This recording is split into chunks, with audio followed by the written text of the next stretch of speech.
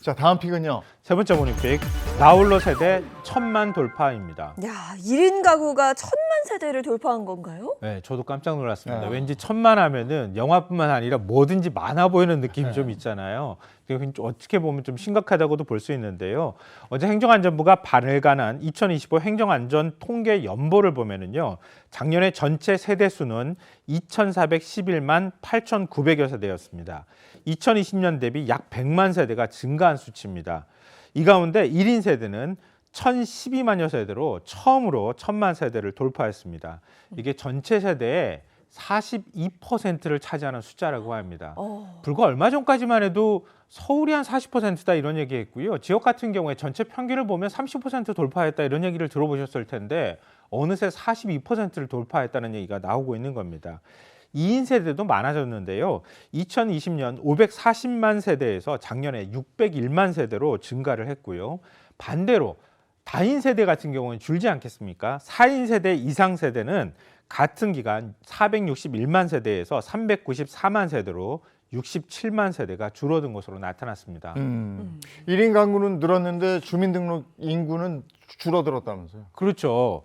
그러니까 인구는 줄어들었는데 세대 숫자가 늘었다는 얘기는 네. 세대가 잘게 쪼개지고 있다. 아. 이렇게 볼 수 있는 거잖아요.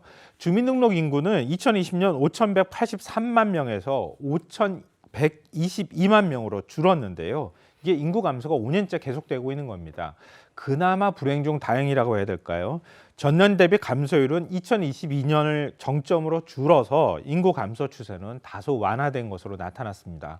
이게 계속해서 이제 인구의 변화 못지않게 사회 구조의 변화가 이렇게 네. 되는 거니까요. 여기에 대한 적절한 대책도 필요한 것 같고. 자, 다음 모닝픽은요. 네 번째 모닝픽, 가을 불청객 털 진드기 감시 시작입니다. 네, 어릴 때 잔디밭에 막 누우면 누가 그랬어요. 쯔쯔가무시 조심해 막 이런 얘기 들었었는데 털진드기는 쯔쯔가무시증을 옮겨서 이게 문제가 되거든요. 질병관리청이 감시 관리를 좀 시작한 건가요? 예, 맞습니다. 매년 가을철이 되면 쯔쯔가무시 조심해라 이제 이런 얘기를 하곤 하는데요. 질병관리청이 가을철을 맞아서 쯔쯔가무시 유행에 대비해 털 진드기 발생 밀도를 감시한다라고 밝혔습니다. 그만큼 발생 빈도가 점점 높아질 수 있는 병이다 이렇게 보시면 될 것 같은데요. 쯔쯔가무시증은 쯔쯔가무시균을 가진 털 진드기 유충에 물려서 감염되는 질환이고요. 연간 6천 명의 환자가 보고되고 있습니다. 근데 쯔쯔가무시가 왜 쯔쯔가무시라고 이름을 붙였을까 궁금하시지 않으세요? 그게 이게 일본 이름인 것 같은데. 네, 맞아요. 혹시 쯔쯔쯔거려서 쯔쯔가무시인가 이렇게 생각하실 것 같은데 쯔쯔가무시가요. 쯔쯔가가 진드기라 그래요. 무시가 병을 얘기하는 거고요. 쯔쯔가무시. 그러니까 진드기에 물려서 생기는 병이다. 이렇게 일본에서 붙인 건데 우리가 받아들일 때 어감이 좀 이상해서 네. 다른 말로 오해하시는 분들이 있을 것 같은데요. 감염이 될 경우에는 열흘 이내에 두통, 발열, 발진, 오한 이런 것들이 생기고요.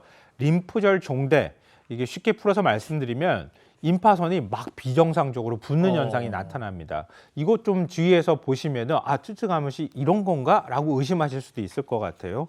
특히 10월과 11월 가을철에 집중적으로 발생을 하는데요. 이때 유충이 동물이나 사람의 기생에서 체액을 섭취하면서 성장하기 때문에 이 시기에 환자도 많이 발생하는 거라고 합니다. 쯔쯔가무시증은 완치가 가능한 거죠? 네, 치료 받으시면 완치가 가능합니다. 야외 활동 이후에 털 진드기에 물린 자국이 발견되거나 열흘 이내 발열, 발진 등의 증상이 나타날 경우에 쯔쯔가무시를 의심하시고 즉시 의료기관을 방문해 진료를 받으시면 되는데요. 진드기에 물리지 않는 게 최선의 방법이잖아요. 그러니까 풀밭에 오래 머무르지 않으시고요. 야외 활동 시에 긴 옷이나 목이 긴 양말, 장갑, 모자 등을 착용하시는 게 좋을 것 같습니다.